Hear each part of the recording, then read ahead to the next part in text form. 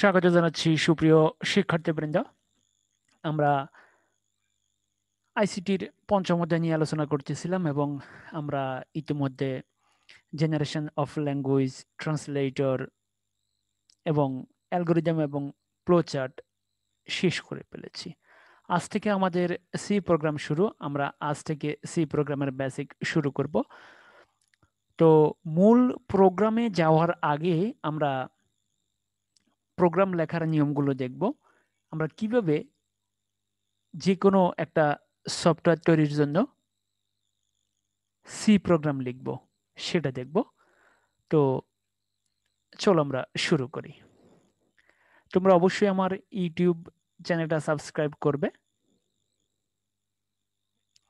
আমরা যে অধ্যায় করতেছি সেটা হচ্ছে তোমাদের আইসিটির পঞ্চম অধ্যায়। তোমাদের আইসিটিতে টোটাল 6টা অধ্যায় রয়েছে। এর মধ্যে এই অধ্যায় থেকে 2টি সৃজনশীল প্রশ্ন থাকবে এবং কমপক্ষে 4টি এমসিকিউ প্রশ্ন থাকবে। তো এই অধ্যায় যদি তোমরা ভালোভাবে পড়ো তাহলে এই অধ্যায় থেকে তোমরা সিকিউতে কমপক্ষে 20 পেয়ে যাবে এবং এখানে তুমি আনসার করলে পুরো মার্কই পাবে। এখান থেকে নাম্বার কেটে রাখার কোনো সুযোগ নেই এবং খুব কম সময় তুমি কিন্তু 2টি প্রশ্নেরই আনসার করতে পারবে, কারণ এখানে সিকিউ প্রশ্নের আনসার কিন্তু খুবই ছোট। তোমরা দেখবে আমরা যখন প্রোগ্রাম লিখবো, প্রোগ্রামগুলোর সাইজ অনেক ছোট, কারণ এখানে বড় প্রোগ্রামগুলো কিন্তু তোমাদের পরীক্ষায় আসবে না। এখানে জাস্ট বেসিক জিনিসটাই আমাদের লাগবে। যে তোমরা দেখছো ইতিমধ্যে আমরা এই যে জেনারেশন অফ ল্যাঙ্গুয়েজ, ট্রান্সলেটর আমরা শেষ করে ফেলেছি, আমরা অ্যালগোরিদম ফ্লোচার্ট শেষ করছি। দেখছো তোমরা যে একটা প্রোগ্রামের অ্যালগোরিদম ফ্লোচার্ট কত ছোট, মানে তুমি একটু আনসার করলে তুমি এখান থেকে 3 মার্ক 4 মার্ক পেয়ে যাবে। তো আমরা প্রথমে দেখব সি প্রোগ্রামের বৈশিষ্ট্য, অর্থাৎ সি প্রোগ্রাম কিভাবে শুরু করে, সি প্রোগ্রামের ভিতরে কি কি থাকে আমরা সেটা দেখব। একটা প্রোগ্রাম তৈরির পূর্বে সেটা লেখানো নিয়মগুলো কিন্তু আমাদেরকে ভালোভাবে জেনে নিতে হবে আগে। তো সি প্রোগ্রামের বৈশিষ্ট্য দেখো, সি প্রোগ্রামের শুরু হয় একটি মেইন ফাংশনের মাধ্যমে। মনে রাখবে এই মেইন কিন্তু এইভাবে লেখে, খালি ফার্স্ট ব্র্যাকেট কিন্তু খালি থাকবে। তোমরা এটা মনে রাখবে, একটা এই যে মেইন ফাংশনের মাধ্যমে কিন্তু সি প্রোগ্রাম শুরু হবে। তাহলে মেইন ফার্স্ট ব্র্যাকেট দিয়া খালি থাকতে হবে। তাহলে সি প্রোগ্রামের শুরু হয় একটি মেইন ফাংশনের মাধ্যমে, মেইন দিয়া ব্র্যাকেটটা খালি, এভাবেই লিখতে হবে। তোমরা দেখবা আমরা যখন প্রোগ্রাম লিখবো সেখানে আমরা এইভাবেই লিখবো, মেইন দিয়া এই ফার্স্ট ব্র্যাকেটটা খালি থাকবে। তাহলে প্রত্যেকটা প্রোগ্রামের শুরু হবে এইভাবেই। তাহলে প্রতিটি প্রোগ্রামের কাজ শুরু হয় এই ফাংশন থেকে। তোমরা মনে রাখবে এটা এমসিকিউ তো আসে যে সি প্রোগ্রামের শুরু হয় কোন ফাংশন থেকে, অর্থাৎ সি প্রোগ্রামের কাজ শুরু হয় কোন ফাংশন থেকে। তাইলে মেইন ফাংশন থেকেই সি প্রোগ্রামের কাজ শুরু। ফাংশনের মধ্যে যে সকল স্টেটমেন্ট থাকে সেগুলোকে দ্বিতীয় বন্ধনীর ভেতরে রাখতে হবে। খেয়াল করো তোমরা, মেইন শুরু হবে মেইন ফাংশন থেকে, এরপরে বাকি যা কিছু হবে সবকিছু থাকবে দ্বিতীয় বন্ধনীর ভেতরে। তাহলে ফাংশনের মধ্যে যে সকল স্টেটমেন্ট থাকবে সেগুলো থাকবে দ্বিতীয় বন্ধনীর ভিতরে। এখন প্রশ্ন হচ্ছে স্টেটমেন্ট কি?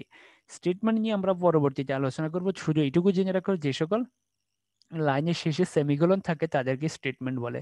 তাহলে যে সকল লাইনের শেষে সেমিকোলন থাকবে সেগুলোই হবে এক একটি স্টেটমেন্ট এবং সকল স্টেটমেন্ট থাকবে কোথায়?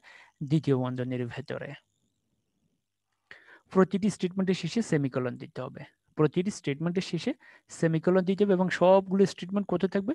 সবগুলো স্টেটমেন্ট দ্বিতীয় বন্ধনীর ভেতরে থাকবে। আমরা পরবর্তীতে একটা এক্সাম্পল দেখবো অবশ্য। এরপর আসো, প্রোগ্রামের যে কোনো স্থানে যতগুলো ইচ্ছা কমেন্ট দেওয়া যায়। প্রোগ্রামের যে কোনো স্থানে যতগুলো ইচ্ছা কমেন্ট দেওয়া যায়। এখন প্রশ্ন হচ্ছে আমরা আসলে কমেন্ট কেন ব্যবহার করি? আমরা কমেন্ট ব্যবহার করি যে আমরা একটা প্রোগ্রামের ভিতরে কি কি ভ্যারিয়েবল ব্যবহার করতেছি, কি কি ফাংশন ব্যবহার করতেছি, এবং আমার এই প্রোগ্রামটা কে তৈরি করছে, আমার এই প্রোগ্রামটা কোন কাজে লাগবে, এই প্রোগ্রামটা কবে তৈরি করা হয়েছে, এই ধরনের কতগুলো জিনিস কিন্তু আসলে আমরা প্রোগ্রামের মধ্যে দিয়ে দিতে চাই এবং সেগুলো কমেন্ট আকারে দিতে হবে। যদি কমেন্ট আকারে না দিই সেটা কিন্তু কি হয়ে যাবে? প্রোগ্রামের অংশ হয়ে যাবে। মনে রাখবা, কমেন্ট কিন্তু দেওয়া হয় প্রোগ্রাম সম্পর্কে বিস্তারিত তথ্য অন্য কাউকে জানানোর জন্য। কারণ তুমি যে প্রোগ্রামটা তৈরি করছো এই প্রোগ্রামটা তুমি তোমার অবর্তমানে বা 20-25 বছর পরে তুমি যখন এই প্রোগ্রামটা আবার চালাবে তখন তুমি এই কমেন্টগুলো দেখলে বুঝতে পারবা যে তুমি এখানে কোন ভ্যারিয়েবল কোন কাজে ব্যবহার করছো, তুমি এখানে কোন ফাংশন কোন কাজে ব্যবহার করছো, তুমি কবে এই প্রোগ্রামটা তৈরি করছো, তোমার এই প্রোগ্রাম থেকে কি আউটপুট আসতে পারে, তুমি এই প্রোগ্রামের নাম কি, তুমি এগুলা সবই কমেন্ট আকারে লিখে দিতে পারো। তাহলে প্রোগ্রামের যে কোনো স্থানে যতগুলো ইচ্ছে কমেন্ট দেওয়া যাবে এবং কমেন্ট দেওয়ার জন্য কিন্তু কিছু রুল আছে। এক লাইন বিশিষ্ট কমেন্ট হলে লাইনের আগে ডাবল স্ল্যাশ ব্যবহার করতে হবে। মনে রাখবা, কমেন্ট যদি এক লাইনের হয় তাহলে তার আগে ডাবল স্ল্যাশ ব্যবহার করতে হবে। যদি তুমি এক লাইনে কমেন্টটা লিখে ফেলো তাহলে তার আগে ডাবল স্ল্যাশ ব্যবহার করো। মনে রাখবা, ডাবল স্ল্যাশ যদি তুমি না দাও তাহলে সেটা কিন্তু ওই লাইনটা প্রোগ্রামের অংশ হয়ে যাবে। মনে রাখবা, কমেন্ট কিন্তু দিতে হবে, এটার কোনো বাধ্যবাধকতা নেই। কমেন্ট দিতে হবে, এটার কোনো বাধ্যবাধকতা নেই। ধরো তুমি তোমার আত্মীয় স্বজনের জন্য কিছু গিফট কিনছো, তো দোকান থেকে গিফট কেনার সময় তুমি প্যাকেটের গায়ে লিখে দিলে তুমি কাকে কোনটা দিবা, কার জন্য তুমি কোনটা কিনছো। তুমি যদি এটা লিখে রাখো তাহলে বাসায় গিয়ে এটা বিতরণ করতে তোমার অনেক সুবিধা হবে। কিন্তু তুমি যদি এটা না লিখো, অথবা কোন প্যাকেটের ভিতরে কি আছে তুমি যদি সেটা না লিখে রাখো, তাহলে তুমি কিন্তু বাসায় গিয়ে তোমাকে কি প্রত্যেকটা প্যাকেট খুলে খুলে দেখতে হবে যে আসলে কার ভিতরে কি আছে। তোমরা দেখবা যে ওষুধের দোকানে যতগুলো প্যাকেট আছে প্রত্যেকটা প্যাকেটের গায়ে কিন্তু ওষুধের নাম লেখা থাকে। তো অনেক দোকানদার খুচরা ওষুধ কিনে কিন্তু ওই প্যাকেটগুলোর ভিতরে রাখে। তাহলে যেই উপরে যে নাম, ভিতরে সেই ওষুধটাই কিন্তু রাখা হচ্ছে। তো আসলে কমেন্ট আমরা কেন দিই? কমেন্ট দিই যে আমার প্রোগ্রাম সম্পর্কে আমি থার্ড পার্টিকে, অর্থাৎ অন্য কোনো ব্যক্তি যে আমার এই প্রোগ্রামটা ব্যবহার করবে, আমার এই প্রোগ্রামটা আমি ভ্যারিয়েবল, এই প্রোগ্রামের ফাংশনগুলো বা এই প্রোগ্রামের যাবতীয় জিনিসগুলো আমি কোন কাজে ব্যবহার করছি সেটা সম্পর্কে বিস্তারিত যদি আমি কমেন্ট আকারে লিখবো। মনে রাখবে, কমেন্ট এক লাইন বিশিষ্ট হলে তার আগে স্ল্যাশ দিতে হবে, ডাবল স্ল্যাশ। আর যদি মাল্টি লাইন অর্থাৎ একাধিক লাইন হয় তাহলে কমেন্টকে এই চিহ্নের ভিতরে লিখতে হবে। তোমরা ভালো করে দেখো বিষয়টা। যদি একাধিক লাইন বিশিষ্ট হয় তাহলে দেখো স্ল্যাশ স্টার, এর ভিতরে তুমি কমেন্ট লিখবা, এরপরে স্টার স্ল্যাশ দিয়ে তুমি এটাকে ক্লোজ করে দিবা।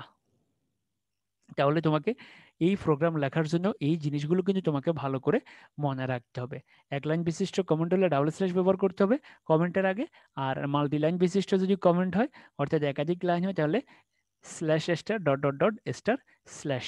এই জিনিসগুলো তোমাকে ভালো করে খেয়াল রাখতে হবে। এবং সবচেয়ে বড় যে কথাটা সেটা হচ্ছে মেইন ফাংশন দিয়ে শুরু হবে, আর বাকি সব কিছু হবে সেকেন্ড ব্র্যাকেটের ভিতরে। যা কিছু হবে সব হবে সেকেন্ড ব্র্যাকেটের ভিতরে।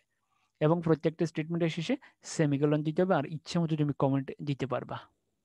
তো সুপ্রিয় শিক্ষার্থীবৃন্দ, এটি হচ্ছে সি প্রোগ্রামের বৈশিষ্ট্য। এই সি প্রোগ্রামের বৈশিষ্ট্য তুমি কিন্তু ভালো করে মনে রাখবা, এটা কিন্তু পরীক্ষা 2 মার্কের জন্য আসতে পারে।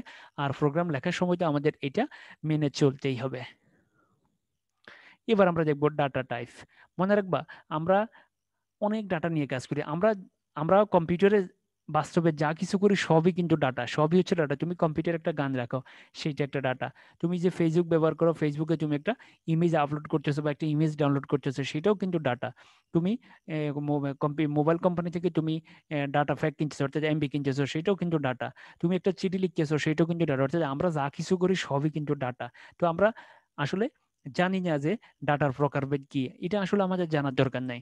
যারা হয়তো সি প্রোগ্রাম পড়তেছে বা যারা প্রোগ্রামিং করে তারা কিন্তু ডাটা টাইপ সম্পর্কে জানে, কিন্তু একজন সাধারণ ব্যক্তি, একজন রিক্সাওয়ালা বা একজন মুদি দোকানদার, তার তো আসলে ডাটা টাইপ জানার দরকার নাই।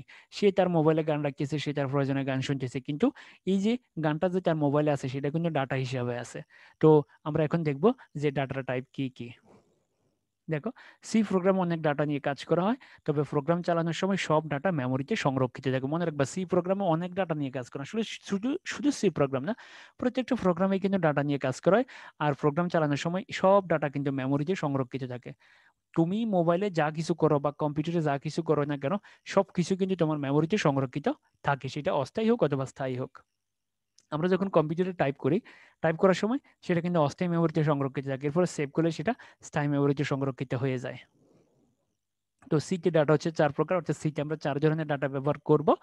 আমরা আস্তে আস্তে দেখবো সেগুলা। তবে আমরা আজকে ডাটার প্রকারভেদটা জেনে যাই। তো প্রথম হচ্ছে ক্যারেক্টার ডাটা। তাহলে ক্যারেক্টার ডাটা কোনগুলো? ক্যারেক্টার হচ্ছে A, B, C, star, hash, slash. তুমি দেখবা কিবোর্ডের ভিতরে তুমি যতগুলো বাটন দেখবা প্রত্যেকটা বাটনের উপরে কিন্তু একটা নাম লেখা আছে, যেমন 1 2 3 4 A B C D star, hash, slash.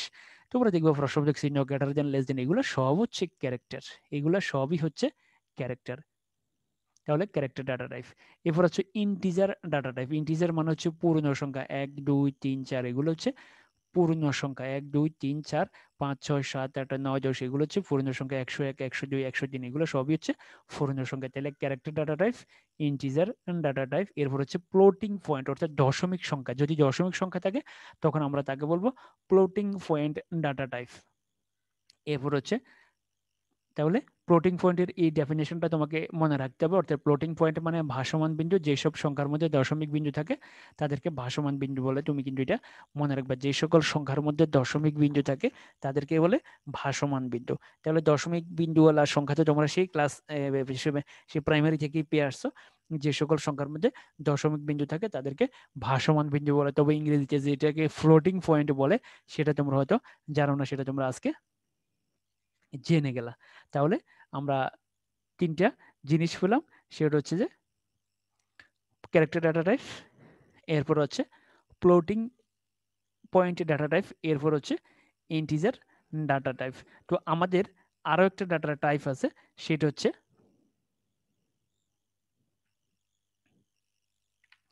Double data type. তো আমরা এই ডাবল ডাটা টাইপ কোনগুলো? ডাবল ডাটা টাইপ হচ্ছে সি প্রোগ্রামে আমরা দেখবা পাওয়ার সূচক কিছু ডাটা ব্যবহার করব, পাওয়ার সূচক কিছু ডাটা, সেগুলো হচ্ছে ডাবল ডাটা টাইপ। তো আমরা একটু উদাহরণ দেখি, উদাহরণ দেখলে বিষয়টা আরো ক্লিয়ার হবে।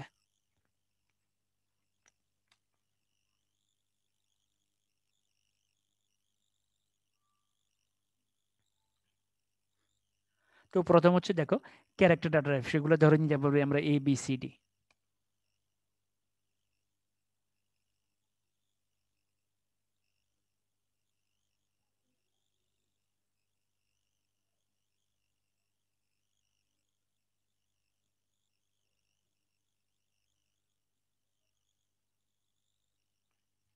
তাহলে দেখো A B C capital D এগুলা হচ্ছে ক্যারেক্টার ডাটা টাইপ।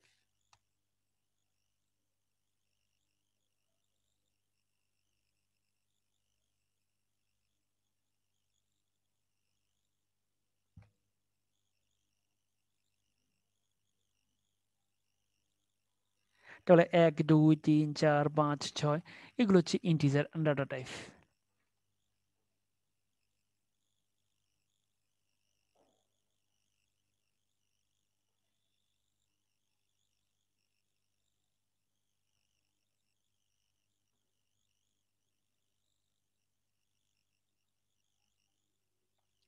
5.04 এগুলো হচ্ছে ফ্লোটিং পয়েন্ট ডাটা টাইপ, ভাসমান বিন্দু। এরপর হচ্ছে ডাবল ডাটা টাইপ।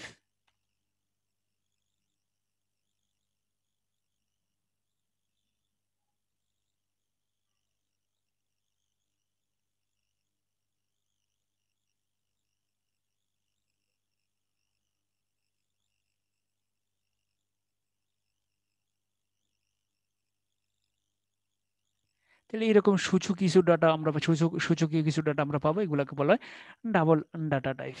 তো এগুলো লেখারও কিছু সিস্টেম আছে। সি প্রোগ্রামে কিন্তু আমরা ডাটাকে এইভাবে লিখবো না, জাস্ট আমরা উদাহরণ হিসেবে দেখতেছি যে এই ধরনের ডাটা যদি আমরা পাই সেটা হবে ডাবল ডাটা টাইপ, এই ধরনের ডাটা যদি আমরা পাই সেটা হবে ফ্লোটিং পয়েন্ট, আর 1 2 3 4 তোমরা জানো সেগুলো হচ্ছে পূর্ণ সংখ্যা, আর হচ্ছে ক্যারেক্টার ডাটা টাইপ। তো এই যে ক্যারেক্টার ডাটা টাইপ আমরা কিন্তু সি প্রোগ্রামে এই ক্যারেক্টারকে সংক্ষেপে 4 হিসেবে জানবো। তোমরা কিন্তু এই নামটা মনে রাখবা, এটা কিন্তু তোমার এমসিকিউর জন্য লাগবে এবং প্রোগ্রাম লেখার সময় লাগবে। যখন আমরা ক্যারেক্টার ডাটা ব্যবহার করব তখন ক্যারেক্টারের পরিবর্তে আমরা সংক্ষেপে 4 ব্যবহার করব।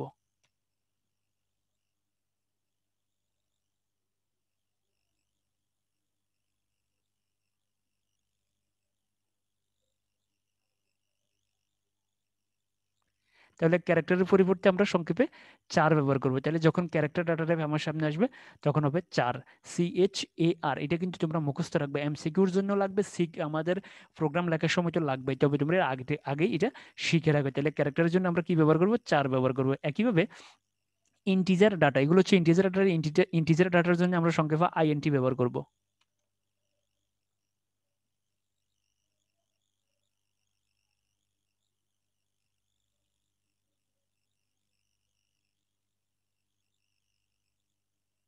ইন্টিজার ডাটার জন্য আমরা সংক্ষেপে আইএনটি ব্যবহার করব। আর ফ্লোটিং ডাটার জন্য আমরা সংক্ষেপে ফ্লোট ব্যবহার করব।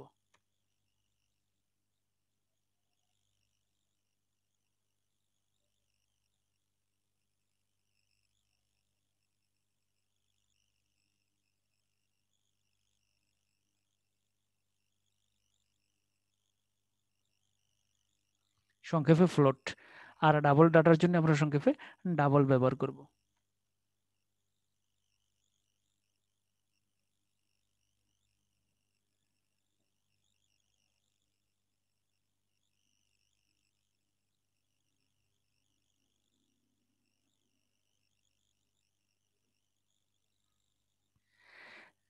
তাহলে ক্যারেক্টার ডাটার জন্য আমরা কি ব্যবহার করব, 4 ব্যবহার করব। এবং তোমরা দেখো সবকিছু কিন্তু স্মল লেটার, আমরা সি প্রোগ্রামে যা কিছু করব সবকিছু কিন্তু স্মল লেটারে করব, কারণ সি প্রোগ্রাম কিন্তু কেস সেনসিটিভ। এখানে স্মলের সময় স্মল, ক্যাপিটাল হলে ক্যাপিটাল, অর্থাৎ যে কোনো একটা। তো আমরা সবসময় ক্যাপিটাল ব্যবহার করার অভ্যাস করব, স্মল ব্যবহার করার অভ্যাস করব। তাহলে ক্যারেক্টারের জন্য আমরা 4 ব্যবহার করব, ইন্টিজার ডাটা হলে আমরা আইএনটি ব্যবহার করব, ফ্লোটিং ডাটা হলে আমরা সংক্ষেপে ফ্লোট ব্যবহার করব, আর ডাবল ডাটার জন্য আমরা ডাবল ব্যবহার করব। তবে এমসিকিউতে তোমাদের আসতে পারে যে এটা কোন ধরনের ডাটা, এটা হচ্ছে ডাবল ডাটা টাইপ। এরকম যদি সূচকীয় ডাটা পাও অথবা পাও, অনেক সময় এটাকে দিয়েও লেখা হয়, অর্থাৎ এরকম লেখা থাকতে পারে।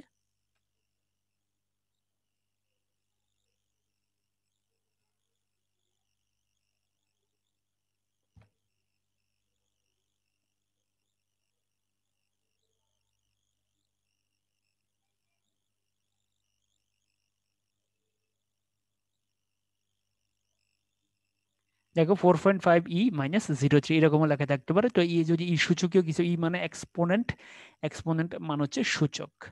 এই সূচকীয় যদি পাও তাহলে হবে কি ডাবল ডাটা টাইপ, আর যদি দশমিক বিন্দু পাও তাহলে হবে ফ্লোটিং পয়েন্টের ডাটা টাইপ। মনে রাখবে এখানেও কিন্তু দশমিক আছে, বাট এখানে কিন্তু আছে, এটা অনেক বড় দশমিক সংখ্যা, অর্থাৎ বড় দশমিক সংখ্যাগুলোকে আমরা ডাবল ডাটা টাইপ বলি। আর পূর্ণ সংখ্যা হলে আমরা ফ্লোটিং বলবো, আর ABCD স্টার হ্যাশ এগুলো হলে আমরা বলবো ক্যারেক্টার ডাটা টাইপ।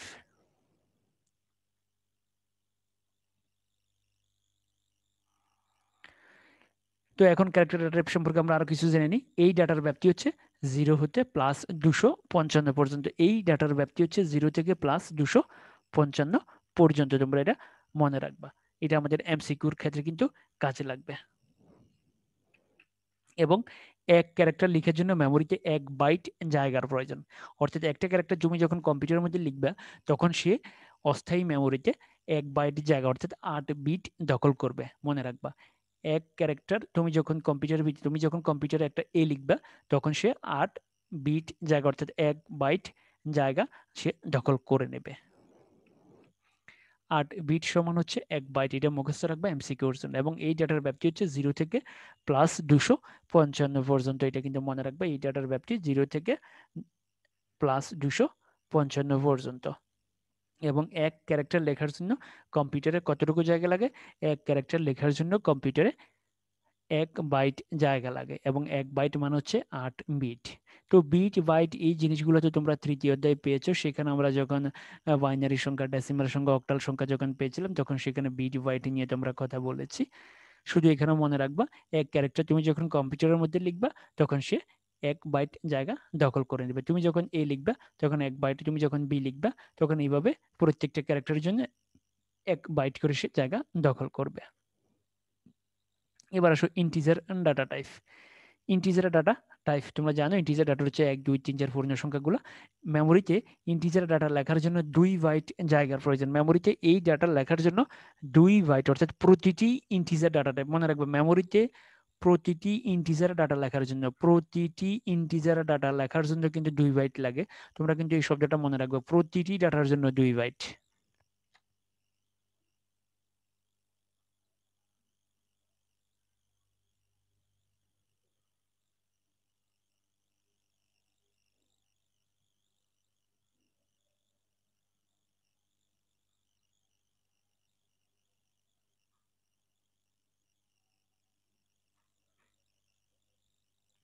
মেমোরিতে প্রতিটি ইন্টিজার ডাটা লেখার জন্য 2 বাইটের জায়গা লাগে, এটা মনে রাখবে, প্রত্যেকটা ডাটার জন্য 2 বাইট। এখন তুমি যদি তুমি যদি ধরো তুমি 12 লিখছো, তাহলে 12তে কয়টা ডিজিট, 12তে 2টি ডিজিট। প্রতিটি ইন্টিজার ডাটার জন্য হচ্ছে 2 বাইট, এটা কিন্তু মনে রাখতে হবে। প্রতিটি আইএনটি টাইপ ভ্যারিয়েবলের জন্য 2 বাইট, অর্থাৎ 2 বাইট মানে হচ্ছে কত বিট, 16 বিট। তাহলে 2 বাইট মানে হচ্ছে 16 বিট জায়গা লাগে। এবার আসো ফ্লোটিং পয়েন্টের ডাটা টাইপ। মেমোরিতে এই ডাটা লেখার জন্য 4 বাইট জায়গার প্রয়োজন। 4 বাইট মানে হচ্ছে 32 বিট। 4 বাইট মানে হচ্ছে 32 বিট। তোমরা ভালো করে মনে রাখবা, 4 বাইট মানে হচ্ছে 32 বিট, এবং ফ্লোটিং পয়েন্ট ডাটার জন্য মেমোরিতে 4 বাইট জায়গা লাগে। এরপর আসো ডাবল ডাটা টাইপ। মেমোরিতে এই ডাটা লেখার জন্য 4 বাইট জায়গার প্রয়োজন। মেমোরিতে এই ডাটা লিখতে হলে 4 বাইট জায়গা সে দখল করবে, অর্থাৎ 4 বাইট মানে হচ্ছে কত বিট, 4 বাইট মানে হচ্ছে 64 বিট। তো এই জিনিসগুলো কিন্তু তোমাকে ভালোভাবে মনে রাখতে হবে। আমরা ধরো একটা উদাহরণ দেখাই। যে ফ্লোটিং পয়েন্ট ডাটার।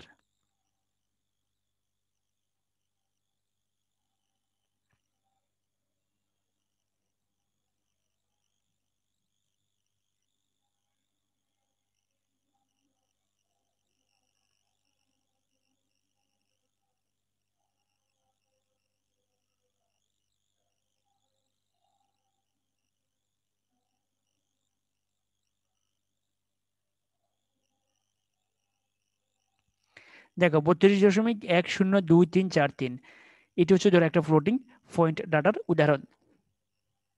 এখন দেখো এই দশমিকের পর আমি কত ঘর পর্যন্ত লিখছি, দশমিকের পর আমি 6 ঘর পর্যন্ত লিখছি, এবং মনে রাখবা দশমিকের পরে সর্বোচ্চ 6 ঘর পর্যন্ত লেখা যাবে। ফ্লোটিং এর ক্ষেত্রে দশমিকের পরে সর্বোচ্চ 6 ঘর পর্যন্ত, অর্থাৎ 6 ডিজিট পর্যন্ত লিখতে পারবা। ফ্লোটিং এর ক্ষেত্রে মনে রাখবা, ফ্লোটিং এর ক্ষেত্রে দশমিকের পর, ফ্লোটিং এর ক্ষেত্রে দশমিকের পর তুমি 6 ডিজিট পর্যন্ত লিখতে পারবা। ফ্লোটিং পয়েন্ট ডাটা, আমি আবারও বলতেছি, ফ্লোটিং পয়েন্ট ডাটার ক্ষেত্রে দশমিকের পরে তুমি 6 ঘর পর্যন্ত লিখতে পারবা। এটা কিন্তু এমসিকিউর জন্য তোমাকে মুখস্থ রাখতে হবে। মনে রাখবে মেমোরিতে এই ফ্লোটিং পয়েন্ট ডাটা লেখার জন্য তোমার 4 বাইট জায়গা লাগবে, 4 বাইট মানে হচ্ছে 32 বিট, এবং তুমি দশমিকের পরে সর্বোচ্চ 6 ঘর লিখতে পারবা। এবং ডাবল ডাটার ক্ষেত্রে দশমিকের পর 14 ঘর পর্যন্ত লেখা যাবে, দশমিকের পর 14 ঘর পর্যন্ত লেখা যাবে। তুমি কিন্তু এটা মনে রাখবে। তো আমরা একটু উদাহরণ দিই।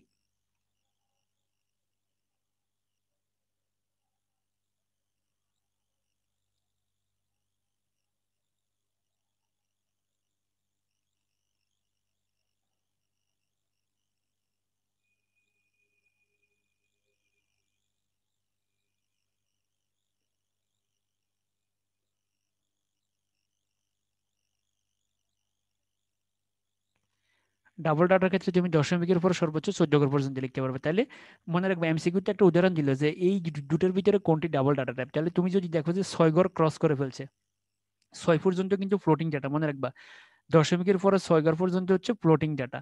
তুমি দশমিকের পরে 6 ঘরের বেশি লিখতে পারবে না। তাহলে এই ধরনের ডাটা যদি, আমি এক্সাম্পল যদি পাও সেটা হবে ফ্লোটিং ডাটা, আর যদি তুমি 6-এর উপরে এবং 14 পর্যন্ত যদি পাও তাহলে সেটি হয়ে যাবে ডাবল ডাটা টাইপ। তাহলে মনে রাখবা ক্যারেক্টার ডাটা টাইপ কোনগুলো এবং সেটা লেখার জন্য মেমোরিতে কতটুকু জায়গা লাগে, এটা কিন্তু তোমাকে ভালো করে খেয়াল রাখতে হবে। ইন্টিজার ডাটা লেখার জন্য 2 বাইট জায়গা লাগে এবং প্রতিটার জন্য, এবং ফ্লোটিং ডাটার জন্য 4 বাইট জায়গা লাগে, এবং দশমিকের পরে তুমি 6 ঘর পর্যন্ত লিখতে পারবে, 6 ডিজিট পর্যন্ত লিখতে পারবা। ডাবল ডাটা লেখার জন্য মেমোরিতে 4 বাইট জায়গা লাগবে, এবং দশমিকের পরে তুমি 14 ডিজিট পর্যন্ত লিখতে পারবে। এগুলো কিন্তু তোমাকে এমসিকিউর জন্য মনে রাখতে হবে।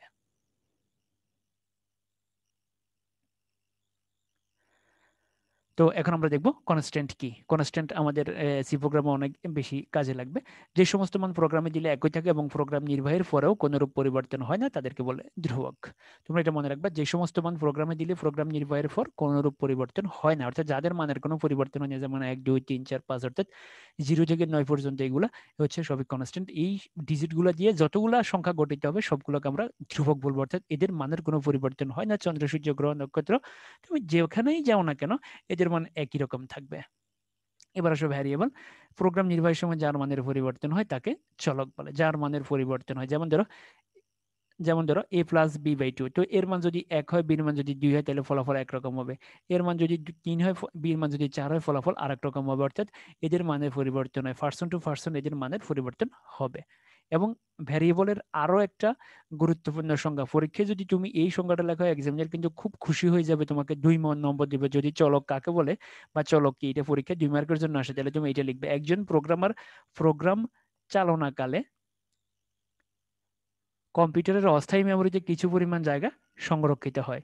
অস্থায়ী মেমোরিতে ডাটা যে নির্দিষ্ট নামে সংরক্ষিত হয় তাকে ভ্যারিয়েবল বলে। অর্থাৎ আমরা যার ভিতরে ডাটাকে জমা রাখি, আমরা অ্যালগোরিদম এবং ফ্লোচার্ট করার সময় আমরা বলেছিলাম, অ্যালগোরিদমের সময় আমরা বলেছিলাম যে আমরা ডাটা যখন কিবোর্ড থেকে টাইপ করবো তখন ডাটা গিয়ে একটা জায়গায় জমা হবে। তো তোমরা জানো আমরা লিখছিলাম রিড এবিসি, অর্থাৎ এ হচ্ছে একটা ভ্যারিয়েবল, বি হচ্ছে একটা ভ্যারিয়েবল, সি হচ্ছে একটা ভ্যারিয়েবল। এরপরে সাম ইকুয়াল আমরা ফর্মুলা লিখছি, তারপর ফ্রড ইকুয়াল যে ফর্মুলা লিখছি, ফ্রড হচ্ছে একটা ভ্যারিয়েবল, সাম হচ্ছে একটা ভ্যারিয়েবল। তাহলে একজন প্রোগ্রামার প্রোগ্রাম চালানোকালে কম্পিউটারের অস্থায়ী মেমোরিতে কিছু পরিমাণ জায়গায় সংরক্ষিত, অর্থাৎ কম্পিউটার তুমি যখন প্রোগ্রাম চালাইবা তখন কম্পিউটারের অস্থায়ী মেমোরিতে সে একটা জায়গা দখল করে নিবে, এবং ডাটাগুলো যেই নামে সংরক্ষিত হবে, অর্থাৎ ডাটাগুলো যে পাত্রের ভিতরে যাইয়া জমা হবে তাদেরকে বলা হবে ভ্যারিয়েবল। তাহলে অস্থায়ী মেমোরিতে ডাটা যে নির্দিষ্ট নামে সংরক্ষিত হয় তাকে বলে ভ্যারিয়েবল। তুমি যদি এই সংজ্ঞাটা দাও তাহলে কিন্তু এক্সামিনার খুশি হয়ে যাবে। আর তুমি যদি প্রথমটা দাও, এটা তো সাদা মাটা, এটা তো হাই স্কুলের স্টুডেন্টও পারে, প্রাইমারি স্কুলের স্টুডেন্টও পারে, যে যার মানের পরিবর্তন হয় তাকে চলক বলে, আর যার মানের পরিবর্তন পরিবর্তন হয় না, যাকে ধ্রুবক বলে। কিন্তু স্ট্যান্ডার্ড সংখ্যা হচ্ছে এটা, যে একজন প্রোগ্রামার প্রোগ্রাম চালানো গেলে কম্পিউটারের অস্থায়ী মেমোরিতে কিছু পরিমাণ জায়গায় সংরক্ষিত হয়। তাহলে অস্থায়ী মেমোরিতে ডাটা যে নির্দিষ্ট নামে সংরক্ষিত হয় তাকে ভ্যারিয়েবল বলে। এটা কিন্তু তোমাকে ভালো করেই মনে রাখতে হবে।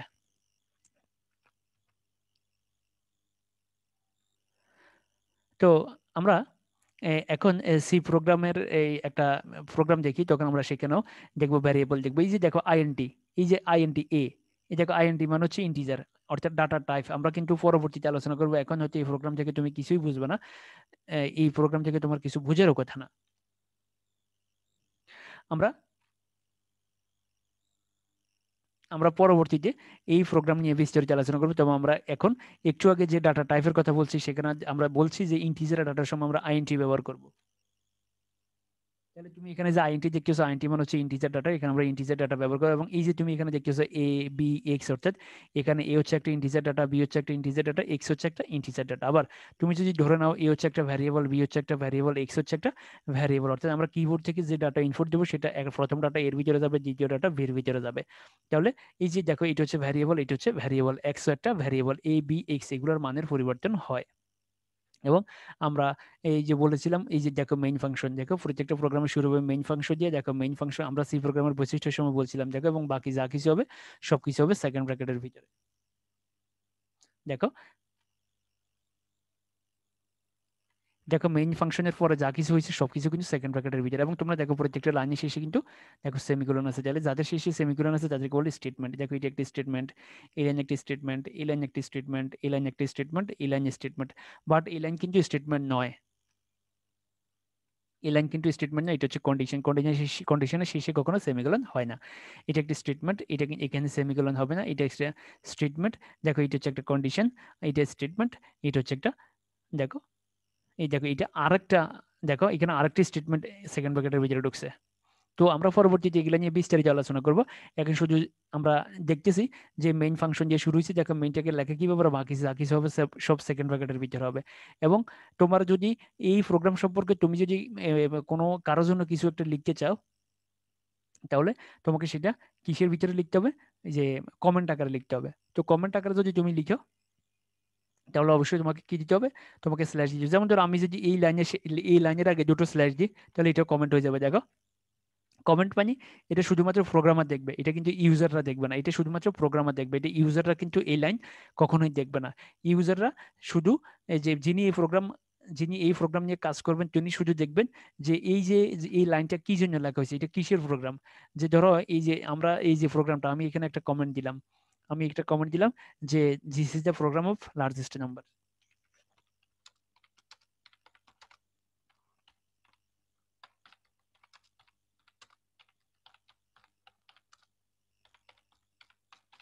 This is the program of largest number, অর্থাৎ এটা হচ্ছে এই বৃহত্তম সংখ্যা নির্ণয় প্রোগ্রাম, অথবা এটা গসাগু নির্ণয় প্রোগ্রাম, অথবা এটা লসাগু নির্ণয় প্রোগ্রাম।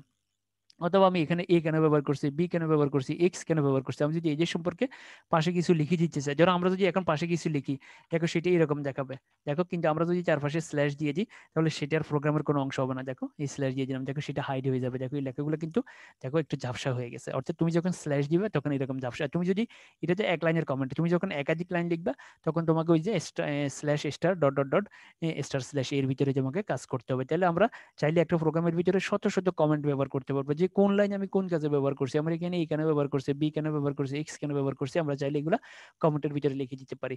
আর তোমরা দেখছো যে আমরা চারটা ডাটা টাইপ আলোচনা করছি, এখানে শুধুমাত্র আইএনটি আছে, যে আমরা আইএনটি, ফ্লোট, ডাবল, চার সবই ব্যবহার করা দেখবো পরবর্তীতে।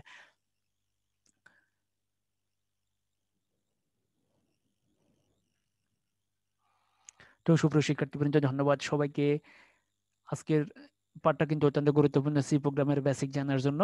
আমরা এখানে আলোচনা করেছি যে একটা সি প্রোগ্রামের কিভাবে শুরু হবে, আমরা একটা সি প্রোগ্রাম কিভাবে তৈরি করব, এবং আমরা সি প্রোগ্রামে যে ডাটাগুলো ব্যবহার করবো সেখানে আমরা কোন কোন ধরনের ডাটা ব্যবহার করবো, এবং আমরা ডাটা টাইপ সম্পর্কে জানলাম, ডাটার বৈশিষ্ট্য সম্পর্কে জানলাম। এটা কিন্তু এমসিকিউর জন্য সবচেয়ে বেশি ইম্পর্টেন্ট। আমাদের আজকের পার্ট থেকে সিকিউর জন্য কোনো প্রশ্ন না হলেও কিন্তু আজকের পার্ট থেকে তুমি কিন্তু এমসিকিউ প্রশ্ন পেতে পারো। এই জন্য আজকের পার্ট তোমরা ভালো করে পড়বে। এরপরেও যদি কারো কোনো সমস্যা থাকে তাহলে অবশ্যই আমাকে জানাবে। ধন্যবাদ সবাইকে।